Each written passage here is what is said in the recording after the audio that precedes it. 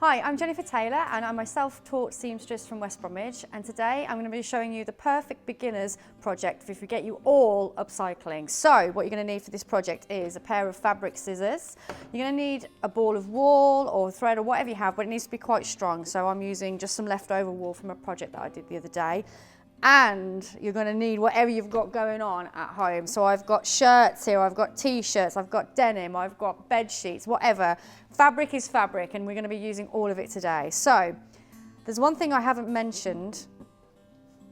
Yes, this is right, it's a hula hoop, and we're going to be using it today. So we're going to be making a rug, or in this case I'm going to be making a seat cover using a hula hoop, and it's basically going to be a rose rug seat cover. So this is what it looks like. I actually thought about this when I was doing a flower demonstration from old scraps of fabric, and it was to make a fabric rose, but I thought I'd take that further step and making a cushion. Now this is all out of rags, there's no stuffing in here, but look how thick it is. It's so comfortable. So if you have a horrible wooden stool over there, then this is a perfect little gift to get rid of all of those scraps of fabric. So this is our rose rug cushion that we're going to be making today. So the first thing you're going to want to do is to get your hula hoop. Now I've already threaded mine, if you like, but it's very, very simple. So let's get some space. So what you're going to want to do, you want to create a kind of cobweb, if you like, with your hula hoop. So your hula hoop is your frame for your rug if you want to go big size, or for your cushion if you want to go small size, which is what we're doing today. And at the moment I've only got 1, 2, 3, 4, 5, 6, 8 pieces of string here. Now that's an even number, so it is nicer to actually go uneven, so then you get a nice weave. So even though these are just straight across, I'm going to do a half weave by taking my cotton, or wool should I say, pressing it through. So I'm just basically looping it from the centre and going to the edge of my hoop. So this is going to be the basis of our sort of weave, if you like. So I'm just going to pop a little knot in there so it keeps it in the centre. And I'm just going to tie it to the edges. So all I've done is literally wrapped my hoop, that's it. So now we're going to get on with the fabric. So let's just pop that to one side for a second.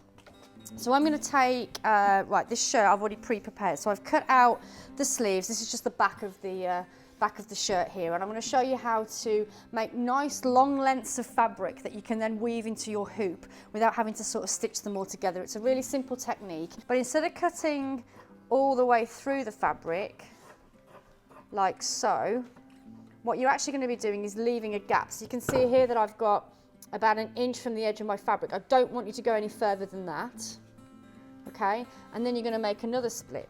But this time you're going to go sort of 2 inches across, so bigger than you actually need. So I'm just going to make a few cuts. It doesn't have to be perfect. You've got a 1 inch strip that you haven't cut to the end, and then you've got 2 inch sort of cuts, if you like, because we're just going to rip it.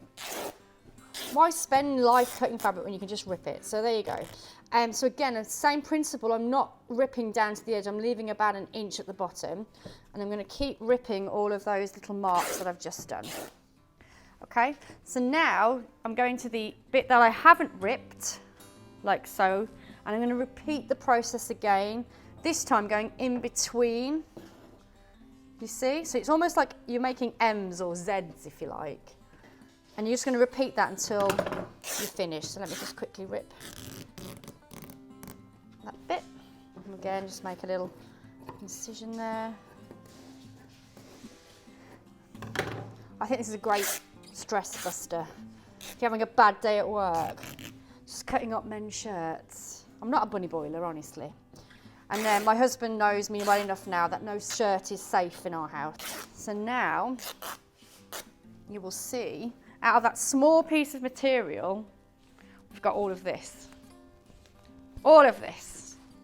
So that imagine how much material you've got in there just from one piece of a back of a shirt. This is what we've got. So that's the first point. So now you've got your rags. You can have lots of selections. So I've got some green here, I've got some red, I've got some floral bits already ragged. So the first step that you're going to want to do is almost create a sort of lock, if you like. So getting the end of your fabric, what you want to do is make a small incision to make like a hole, almost like a buttonhole, like so.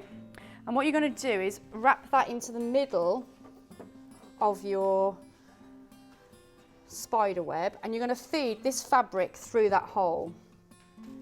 Okay, so there you go. So you can see that's almost self-locking itself in the middle of that spider web.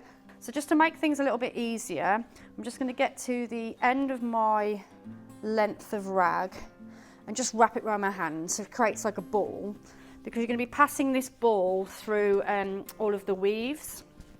So there we go.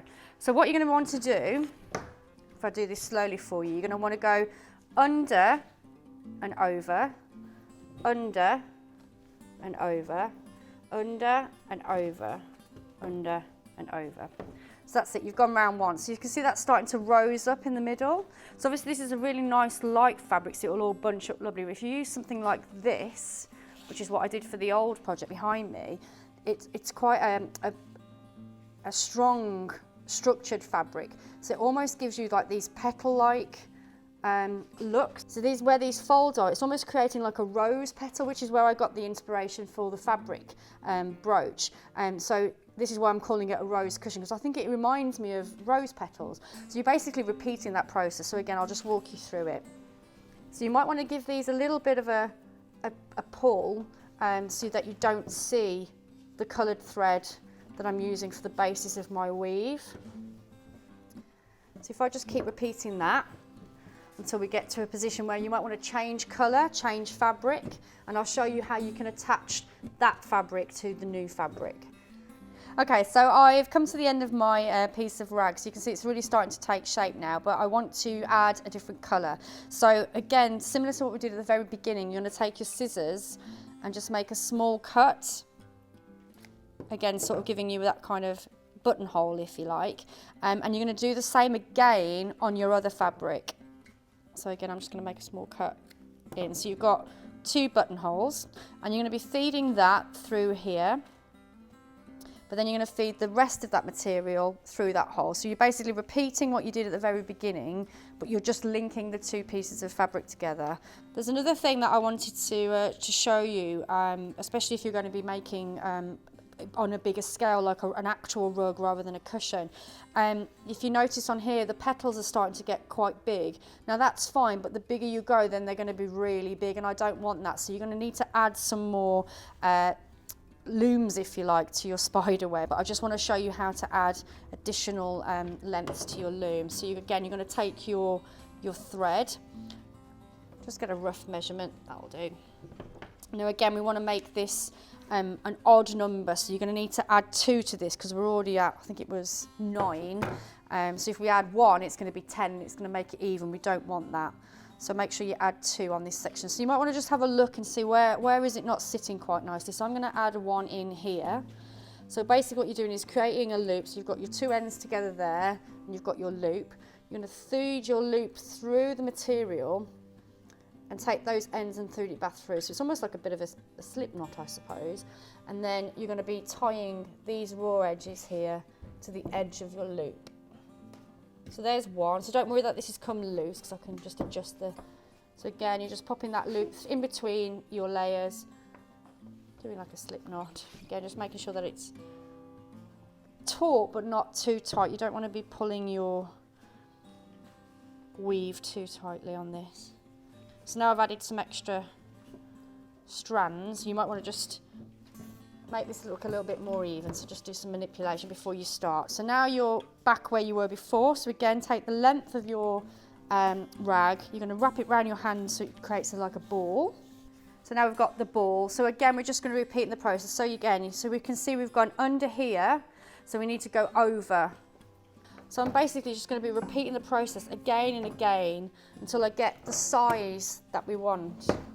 Again, feel free to cut up whatever you've got, t-shirts, jeans, yes man shirts, but please ask permission before you do so. I don't want hate mail. Nothing is safe, basically. As long as it's material, you can use it in this project.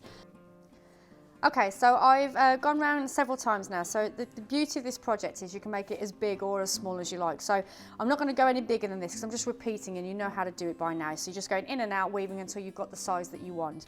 So now you're ready with and happy with the size, you're going to need a pin.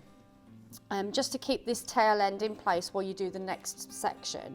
So I'm just going to pop a pin in there, just keeping that in place like so. Right, now we're ready to cut our cobweb, if you like, to make our rug. So I'm just going to cut these off one at a time. And what I want you to do is actually thread them back on themselves, so you're almost like looping them over, and then you go around the thread to create a knot.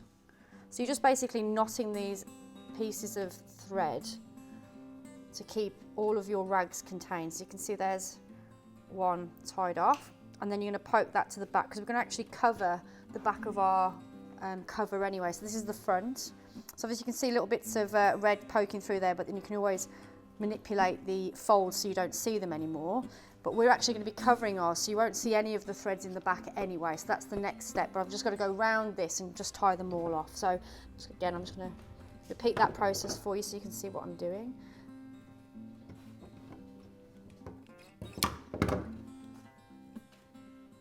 Okay, so you can see that I've, this is the right side.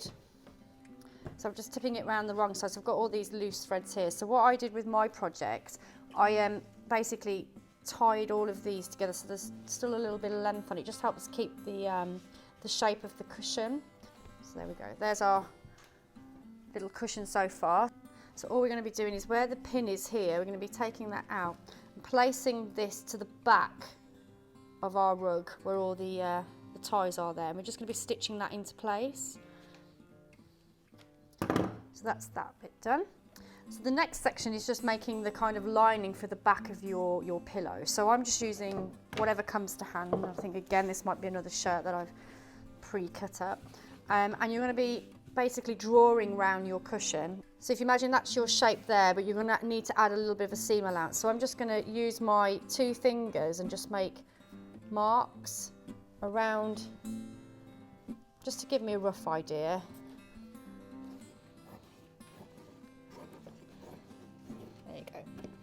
Perfect. Okay, so taking our cushion, we're going to be placing this on the back like so, but you need to be folding it over. So this is where you might want to bring your pins and just basically start pinning that into place, folding over the allowance that we gave with the 2 finger spacing, so you can see that. So I'm coming up to the last sort of section now. Okay. So there we go, there's the base of our cushion, there's the front, and what you would need to do now is just sew that together. So I would use a ladder stitch. This is really nice for, a ladder stitch is something that you would use so you don't see the stitching. So I'm just going to go in through the fold there, like so. And I'm just basically going to be meeting the actual cushion and then going through the fold that I've created on that lining. The reason why it's called a ladder stitch, because that's exactly what it looks like. It looks like the rungs on a ladder. So yeah, I'm just doing a quick ladder stitch, going all the way around, but you can see as I'm doing this, they're just, as I'm pulling my thread, they're starting to disappear. That's what you want. You don't want to be seeing these stitches. Let me just put that there. You've got a perfect rose rag cushion.